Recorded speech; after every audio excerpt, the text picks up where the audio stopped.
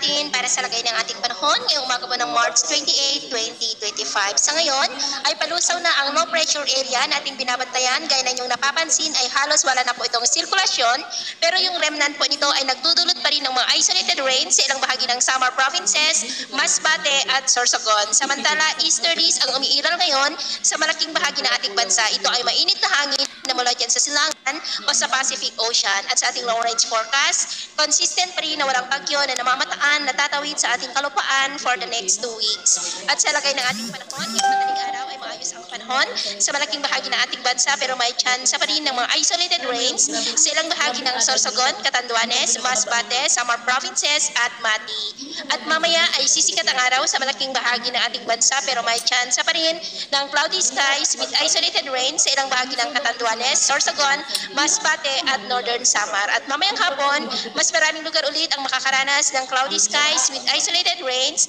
lalo na po dyan sa may Southern Luzon, malaking bahagi ng Visayas at Mindanao, maging sa ilang bahagi ng Ilocos Region. Kaya kung lalabas tayo sa ating mga tahanan, ugaliin lamang po natin lagi ang magdala ng kahit anong panangga natin sa init ng araw at protection na rin po sa mga biglaang buhos ng ulan. At sa atin naman po mga baybayin, wala naman po tayong nakataas na namang warning signals, pero may pag-ingat lamang po kung papalaot tayo, lalo na po sa mga lugar na kung saan malapit po ang LPA para mas makaiwas sa mga sakunang pangkaragatan.